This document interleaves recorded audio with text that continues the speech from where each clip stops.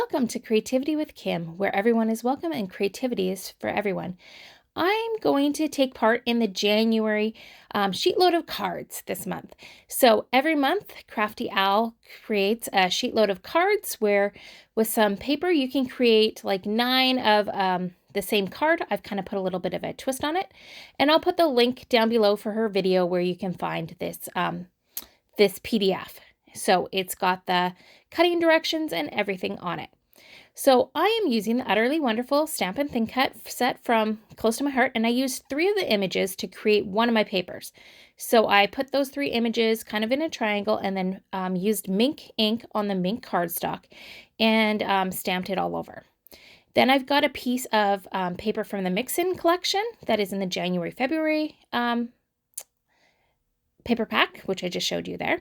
And I've got a piece of paper from our texture paper, which is in the core catalog, so it's available for the year. You get 2 sheets of each of the 3 double-sided designs. So I really like that denim. I thought that would go really well with the cow. So you need 3 sheets of the pattern cardstock or some paper that you've made your own pattern on. And then you also need some cardstock for your mats and your little sentiment pieces, as well as card bases, though I'm using the Close to My Heart card bases. So to start with, we're going to cut off the zip strips off of this piece of paper, and all 3 sheets of this paper are going to be cut the same. So I speed up the other ones. I do slow for the first one. So that's just something to know. So check your orientation before you cut. I'm going to cut this at 5 1/4, and then I'm going to cut these into 4-inch chunks. So I need 3 of them. Each of the cuts, there's going to be 3 of them. So that's your A piece for your cards. Then I'm going to cut it at 5 1/4 again, and I'm going to cut 3 at 2 1/2. So just make piles. You'll have an A pile, a B pile, and a C pile, because we're going to get 3 different sizes out of here. So that's my 3 pieces of that. Then I'm going to turn it so that it is 4 inches, because I need to cut 3 that are 1 1/2 inches wide by 4. So there we go.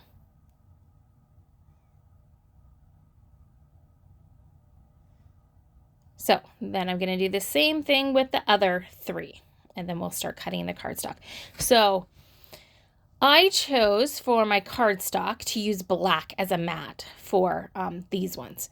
And I had to change how it is a little bit just because, of course, I'm using 12 by 12. So I cut it at 5 1/4, and then you need 9 that are 2 3/4.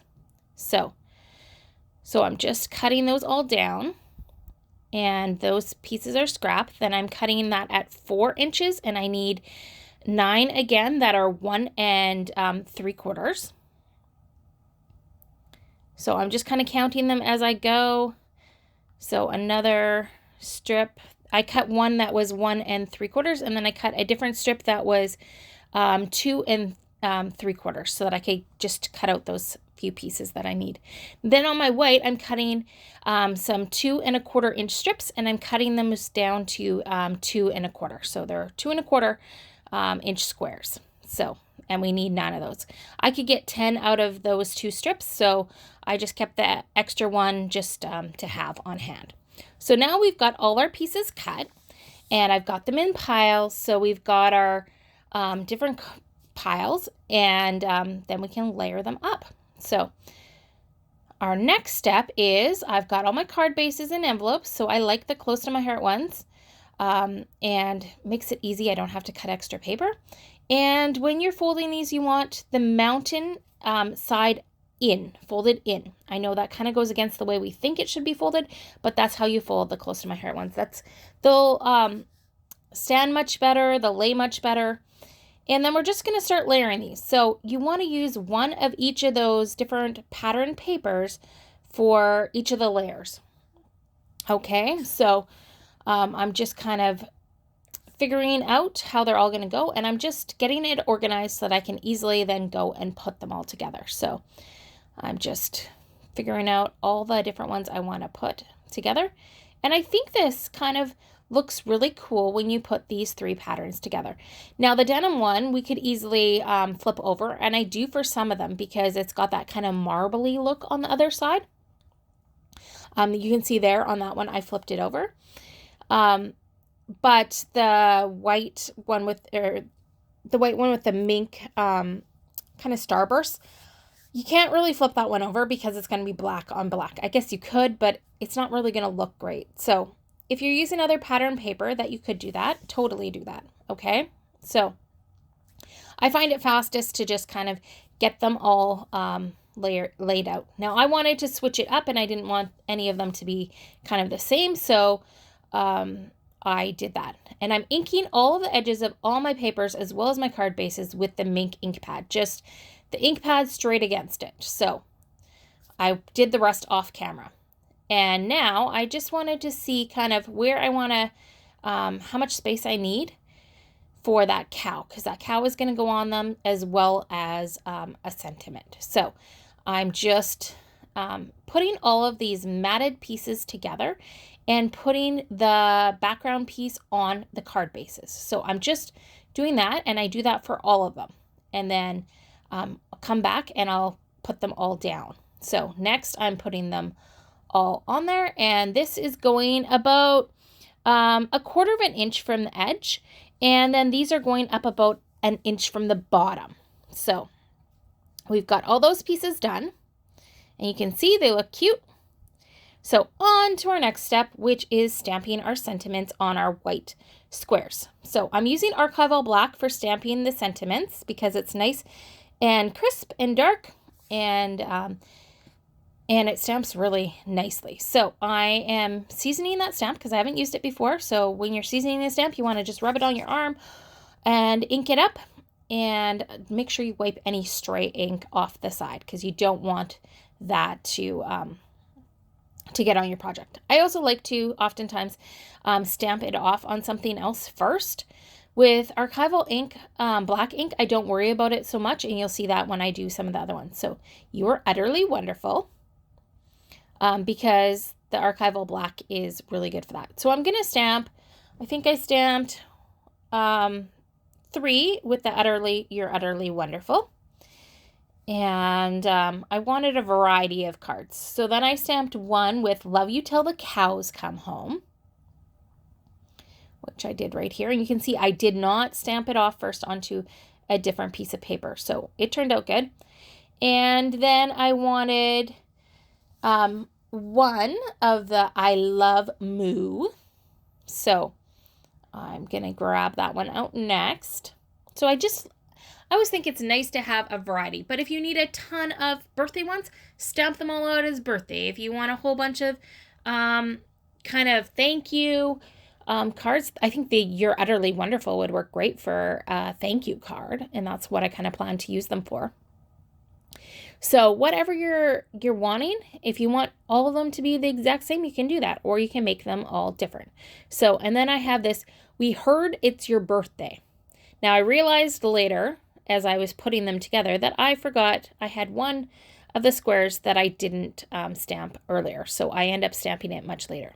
So now I'm putting that on there, and I'm going to put, just put it on with some adhesive runner. So I want it flat because my cow is going to pop up, and there's a lot of layers for this card. So just putting all those pieces on there. I was trying to kind of make sure that all the We Heard It's Your Birthday and all the You Are Utterly Wonderful had different backgrounds. So yeah, so we got all those done. So the next piece is going to be cutting. I cut out all of my cows off camera, and then we're going to stamp them out using intense black ink with that stamp.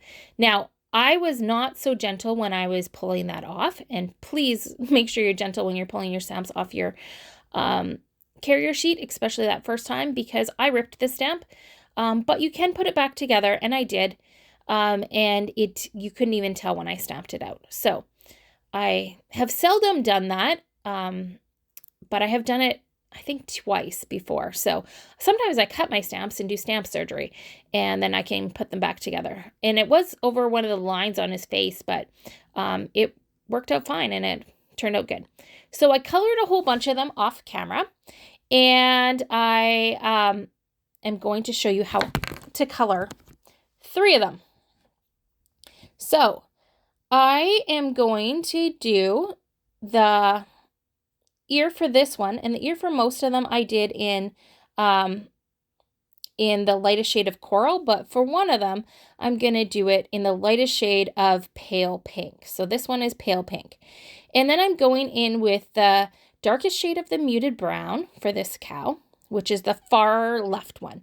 So the darkest shade, and then I go in with the medium shade over top, and then I go in with the lightest shade. So as you see, I'm layering colors. Right now it's the lightest shade, and then I did the nose in the darkest shade. So I just build those layers, dark, mid, light. And that's the nice thing about the tri-blend markers, is you have the 3 colors in one, which is awesome. And then for the flowers for that one, I am using some pale pink, the darkest shade, so the lightest shade of the antique pink. I used the dull green, as well as the darkest shade and the lightest shade of the coral shades. So this one I am doing with the brown gray. So, and I did the ears with coral. So again, dark, mid, light. And for the flowers for this one, I did the greenery is in the lightest shade and the medium shade of the dull green. I did those blue flowers are the darkest shade or the lightest shade of the true blue shades and the lightest shade of the true blue. And then I have antique pink, the darkest shade there, and also coral in there. So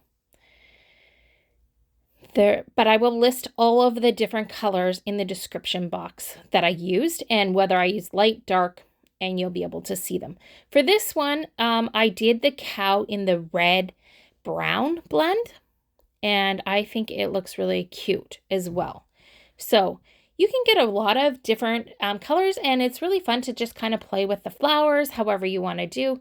I think the big thing is the coloring of the cow, right? Is what colors do you want to use for coloring in your cow? So this one I did in antique pink, and I used the blue again, I think. Oh, no, I did purple, the dusty purple on that one, and I used the lightest and darkest shades of that. So the next part is putting on the cows, and then I am using the loose gold sequins to jazz it up. So I'm just putting foam tape, thin foam tape on the top portion of the cow and just adhesive on the bottom. So I went and grabbed a whole bunch of made piles of 3 of the loose sequins, and the gold loose sequins come in a few different, like there's a variety of different colors in there. So you've got shiny gold, you've got kind of a matted gold, and kind of one that's in between, as well as some other ones. So I just made piles of all the same types of ones so that all 3 sequins, when I put them on a card, were the same. So, and then what I'm going to do is I'm going to put just some of my liquid glue on there, and using my pickup tool, I'm just popping those sequins on there and then setting them aside to dry.